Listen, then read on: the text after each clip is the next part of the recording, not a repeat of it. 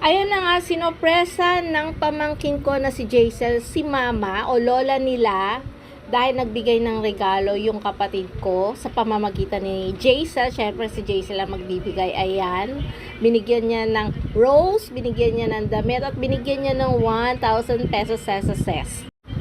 At syempre, hindi pa uhuli dyan ang aking hipag na nagbigay ng bulaklak, nagbigay ng, gusto ni mama yan yung pinaka turbo fan na mini fan yan, gusto ni mama yan kasi madalas lumalabas siya, gusto niya yan kapag merong, hindi na siya nagpapaypay.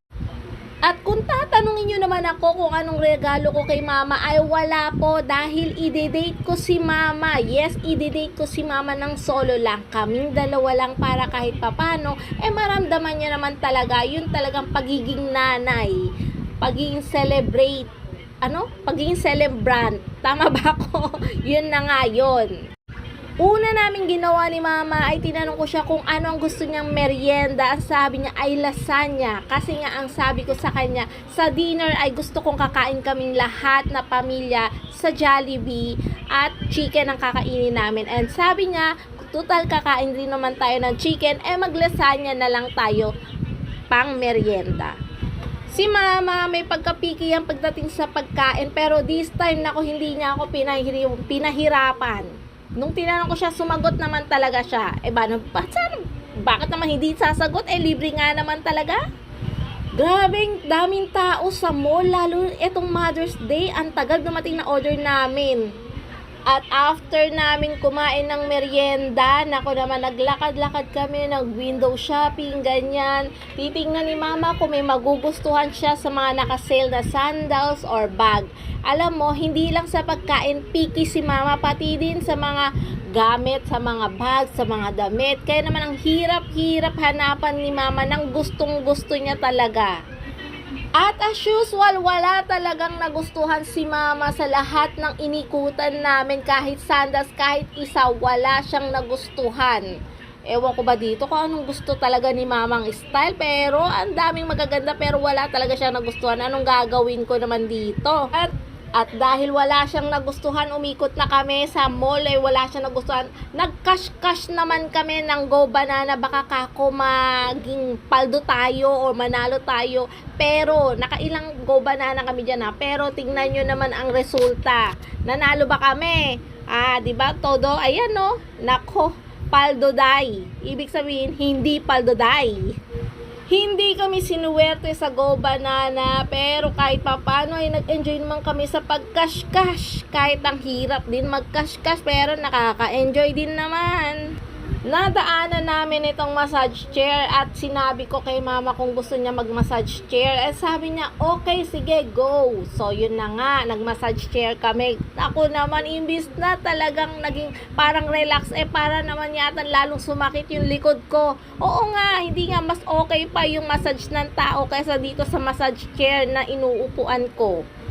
Hindi ko alam kay mama kung nagustuhan niya yung pagmamassage ng machine chair na yan. Pero ako, hindi ko siya nagustuhan kasi parang lalong sumakit yung likod ko. Siguro dahil matigas yung nagmamassage sa likod. Or mas sanay talaga ako yung tao ang nagmamassage sa akin.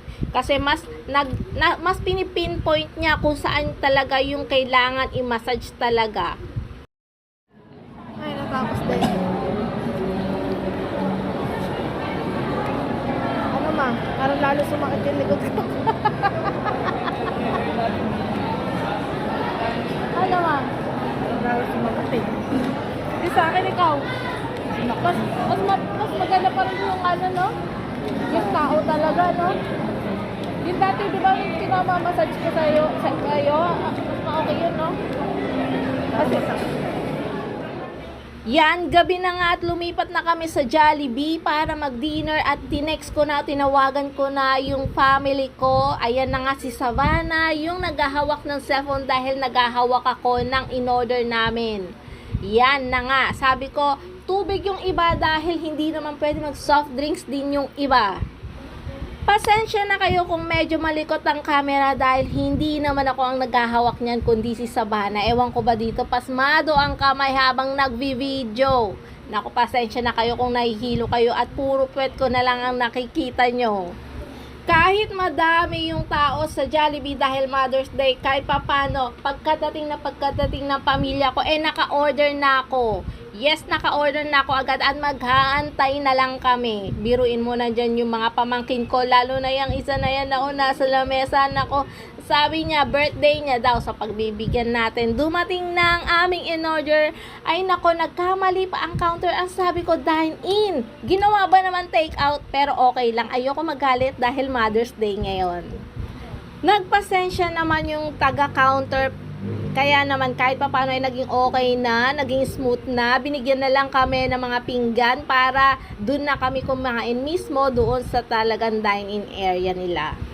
Ang hirap maghanda, lalo na gutom na tong mga batang to. Ako medyo hindi pa ganun kagutom kasi nagmerienda kaming ni mama. Pero si mama sa tingin ko gutom na yan kasi dinner na nga. Mag-8 PM na yan kasi lumabas kami ng mall na mga magsa 7 o'clock. So, yan, sigurado kung gutom na yung mga batang yan. Talagang habang nilalagay namin sa lamesa yung mga pagkain, panay sila papak ng papak. Hindi ko naman sila masisisi. Talaga na nga naman late na bago kami mag-dinner. Gutom na yung mga bata. Pero okay lang yan kahit magpapak sila habang busy kami nagpre-prepare sa ibabaw ng lamesa.